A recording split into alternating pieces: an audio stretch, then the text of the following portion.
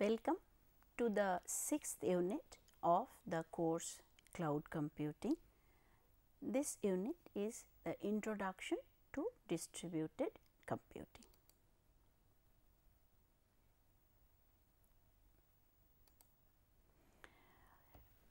As we have mentioned in an earlier unit, every new technology has or is tied with, very intimately tied with some other technologies in various capabilities. The first is the foundation technology. The technology of cloud did not arrive on its own or suddenly. It is founded on certain other technologies, and a slow evolution created what is called cloud today. So, the cloud has essentially should have evolved from a set of technologies, that is our foundation technologies. The second is the cloud is developed based on the features of some technologies without which the typical characteristics of cloud cannot be obtained. These are called the enabling technologies. And the third set, which provides some specific requirements for the users, these are technologies which perhaps are going to change if the requirements of the users are going to change. These are what we call the dependent technology. So, let us now see for cloud which are its foundation technologies, which are its enabling technologies, and which are its dependent technologies. So, first the foundation or the underlying technologies. Cloud has essentially evolved from the distributed systems, and also it heavily relies on the principles of parallel computing.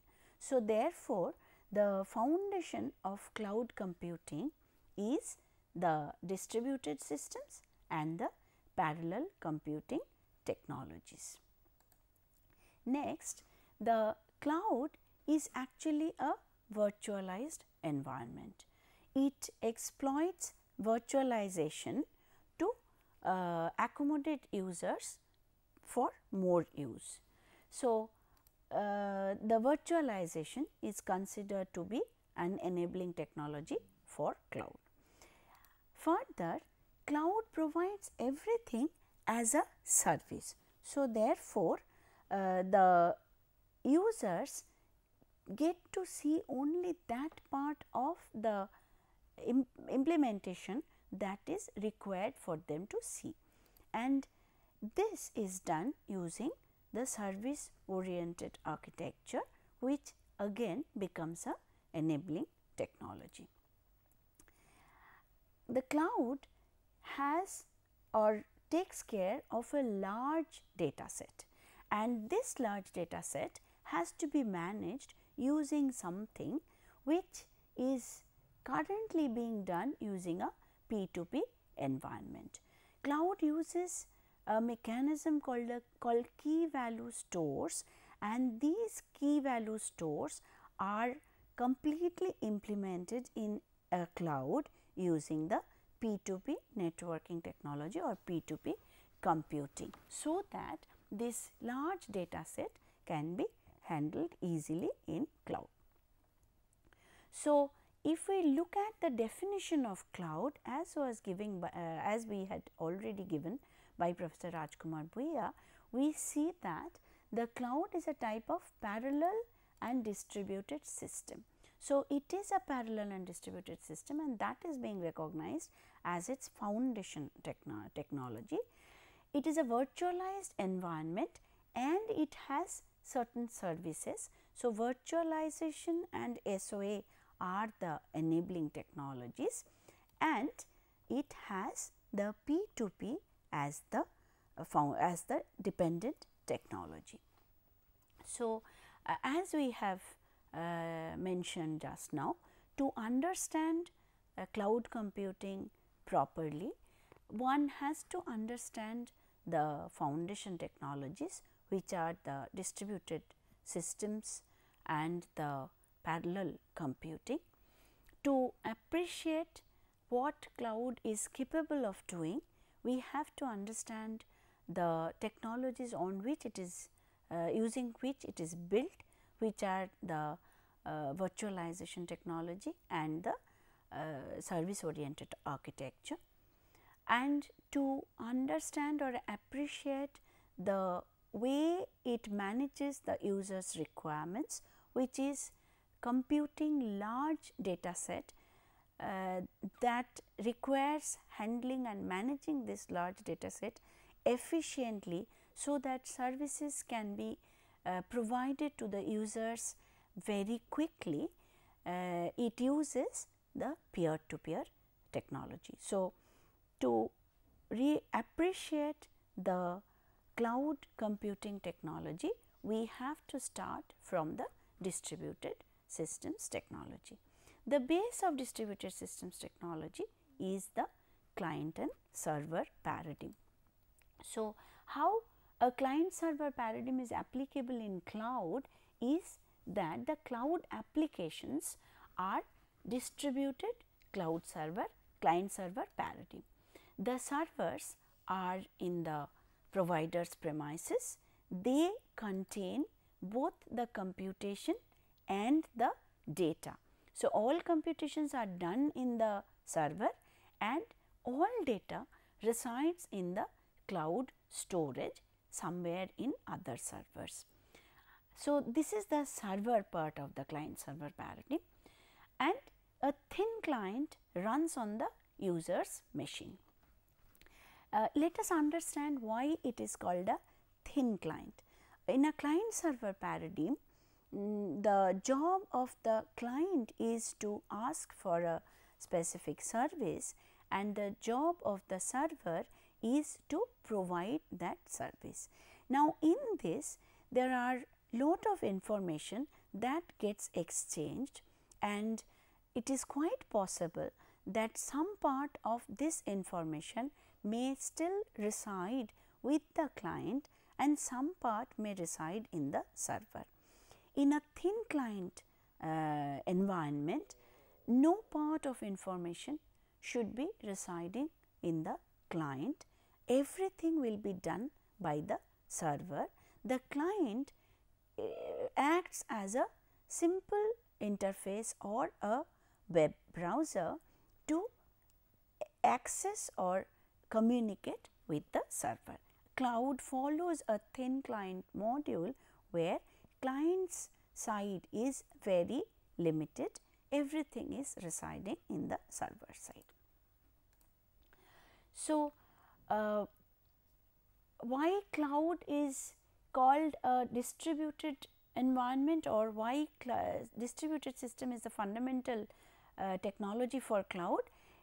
Cloud is nothing but a very large distributed system which is offering its services to everybody who is trying to access the service on demand. So, cloud essentially is nothing but a kind of distributed system. Therefore, distributed system is the foundation for cloud. Now, let us look at the confusion between what is a distributed system and what is a distributed computing. Are these two related or they are different? Basically, distributed system is a software system in which components are located on the networked computers which are communicating and coordinating their actions by message passing. So, a distributed system is something that is a software system where the systems or the communicating processes are distributed geographically. Now, a distributed computing is a field of computer science which studies distributed systems. In this course, we will be often mentioning distributed systems, also distributed computing, and we will be meaning them equivalently. So, a distributed computing is quite equivalent to a distributed system unless we mention specifically otherwise. So, let us look at the definition of a distributed system. According to the basic definition, it says that a distributed system is a collection of computers linked by a computer network that appear to the users of the system as a single computer. So, a distributed system actually consists of a number of computers. These computers need to be connected using a networking, but they should look to the users as a single computer. So, the appearance of a single computer is actually an illusion, but the distributed system creates this environment where this illusion looks real to the users. So, what are the benefits of a distributed system? We share resources. Resource sharing is a very important aspect for a distributed system. If we imagine various resources which are present in geographically different locations, then accessing these resources is possible only if we have a distributed environment and these geographically dispersed systems are connected with each other. Next is reliability. Essentially, reliability indicates the availability of the resources. Since it is a distributed environment, a resource can be present in multiple locations, and even if there is a problem with one of the systems, other availability of the resources can be used by the users. So, therefore, resources in a distributed system is always very reliable. The speed of computation in a distributed system happens because multiple the processes of an application can be simultaneously or concurrently executed on different platforms. Communication is the next advantage or benefit of a distributed system. Here the users and the processes are able to communicate using an easy message passing environment. Then comes the incremental growth. Since a distributed system is a network based connection of multiple geographically located computers, it is very simple or easy to add or delete certain systems using the similar networking technology. So, incremental growth indicates that I can add more systems to the environment without affecting the current workings of the system. Now, since every technology comes with certain challenges, distributed systems also is not devoid of that. The challenges or rather the design challenges for creating a distributed system are first the heterogeneity. The components are heterogeneous, which means that various computers which are being connected using networking and are created as part of the distributed environment are not necessarily belong to the same group. So, therefore, how they are going to communicate with each other is a design challenge. Openness is a design challenge because the components should be replaced easily and the interfaces also should be easily replaceable. Availability is a challenge because if a part of the network is down, even then because availability is a benefit of distributed systems, we have to provide availability to the users. Security is definitely a challenge because the system is accessible to various users and therefore, the system should be always used in a secured manner. Scalability proves to be a very major challenge in a distributed environment. Basically, the concept of scalability is that the nodes can be added and deleted without affecting the workings of the system.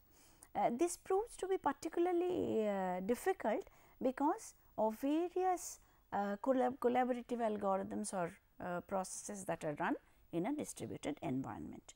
We will come to see the problem of scalability at a later stage. The other design challenges are failure handling. No part of failure of one or more components should affect the working of the environment. Concurrency, since various parts of an application can run on different parts of the distributed system, how they are to be sharing the resources are a challenge which is called the concurrency challenge in a distributed environment. And of course, transparency is a big challenge, since we need the system to be looking or appearing as a single system to the users, and this characteristic is called the transparency of a distributed environment. This becomes a very major challenge to the designers of a distributed environment. Basically, transparency requires that no part of the geographic distribution should be visible to the users. There are various ways we can look at transparency. Essentially, there are 7 types of transparencies that are available. The first is called the access transparency, which requires us to hide the different ways that data and computations are accessed, essentially the interoperability challenge. Then the location transparency, which requires the providers to ensure that the location of the resource is not known to the user, which means that the user should have the illusion that everything is located inside the machine from which the user is accessing. Then we often need to migrate resources from one location to the other, but it should be transparent to the users, which is the migration transparency. Multiple resources are being handled or accessed together or shared together at the same time. This is the shared concurrent sharing of resources, and it should not be visible to the user. Whatever failures may happen, the system should still run without getting affected, and that is the failure transparency. In a similar vein as migration, we may need to relocate some resources even while it is being used, and that is the relocation transparency. And last but not the least, because of the requirement that the resources should be always accessible in spite of any failures that happen, redundancy or multiple copies of the resources are amply used in the distributed environment, and this is called a replication, and the replication should be transparent to the users, which means that the user should not be affected, or the usage of the user should not be affected by the fact that the user is using a replicated copy of the data. Now, many of these characteristics are of interest in cloud. Particularly, we see that a continuous availability is a must in cloud. scalability is a very major requirement in cloud, and the concurrency or accessing multiple users accessing together is also a challenge that cloud has. So, from this discussion we can easily understand why distributed systems is the foundation of cloud computing. But apart from that, let us also look at how exactly the cloud has evolved from the distributed environment. So, if we look at this diagram, we can see that starting in 1950s, where the first mainframe UNIVAC, as we discussed in our first unit, was developed, then slowly people developed the supercomputer. Then in 1966, the first division of the various taxonomy came, which is the Flint's taxonomy. Then in 69, ARPANET came, which is considered to be the forerunner of internet. Ethernet was invented by Xerox PARC. Ethernet and LAN came after that, and slowly as we go, we see that we have the cluster coming up, we have the TCP/IP being standardized, we have the invention of www, HTTP, HTML. Then in 1999 came the grid computing. This is the perhaps the most important part of cloud of distributed environment. Then slowly the other environments developed, which are the AWS, the Aneka, Microsoft Aneka, Google App Engine, and Microsoft Azure, and so on. So, if we look at this, we see that there have been three major developments. One is the initial development of the mainframes. Then mainframe gave way to what is known as the clusters of computers, and cluster of computers encouraged the development of the grid computing, and with the advent of grid computing came the concept of cloud computing. So, essentially the three major milestones that have led to cloud computing are the mainframe computing, the cluster computing, and the grid computing. We will now look at these three to try and understand how cloud computing evolved from these.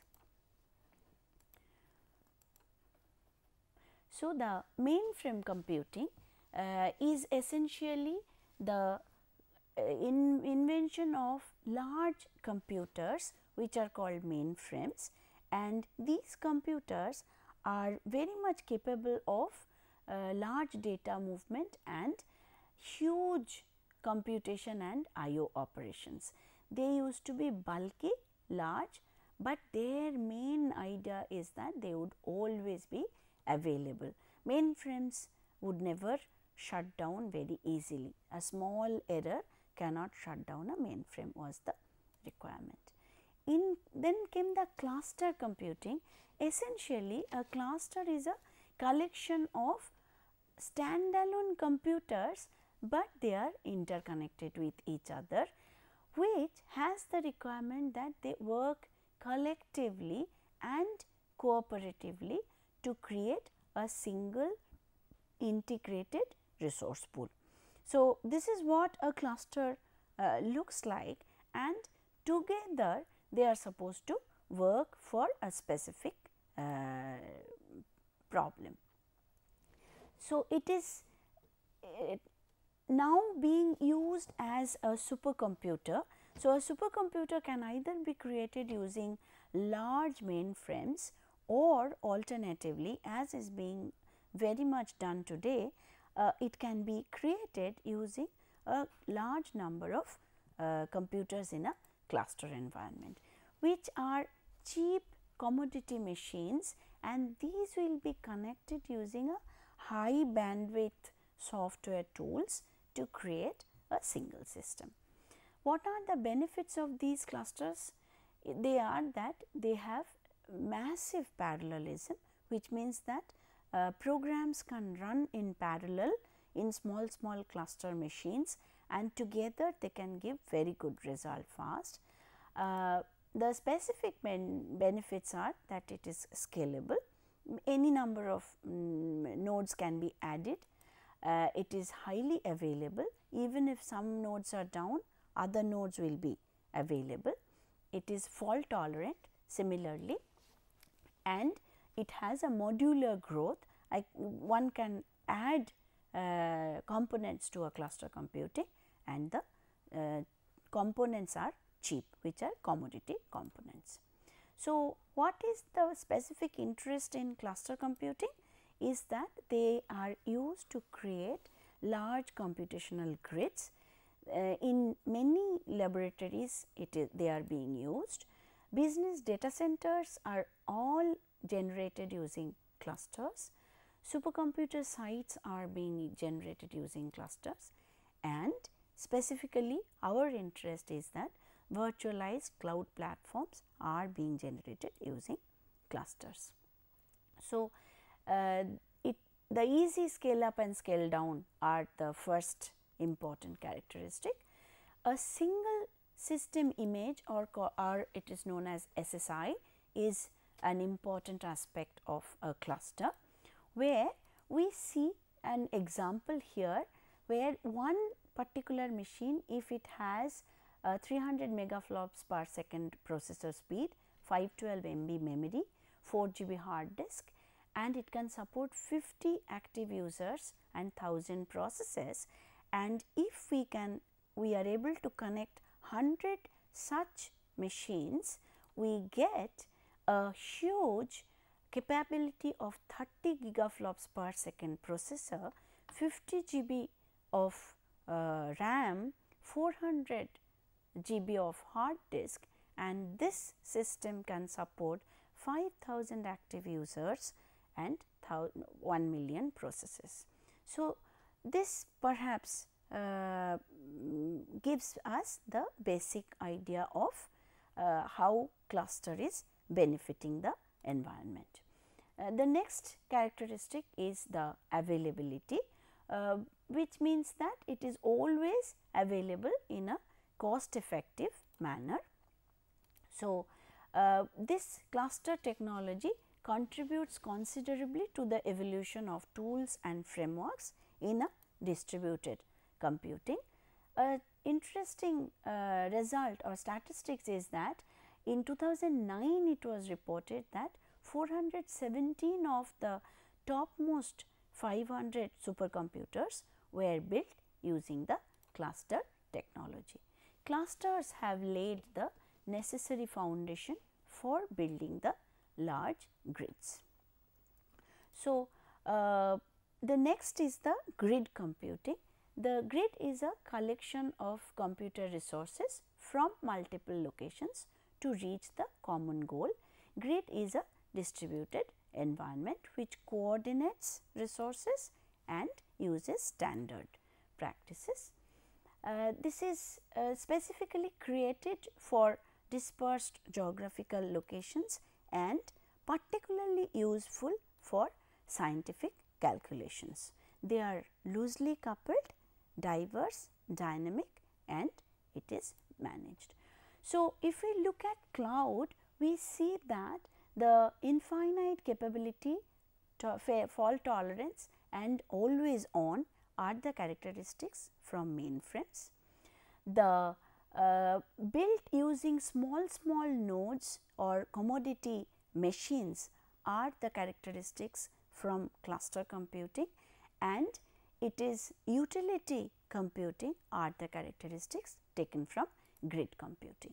So, in summary, we have seen in this unit today that the foundation technology of cloud is the distributed and the parallel computing.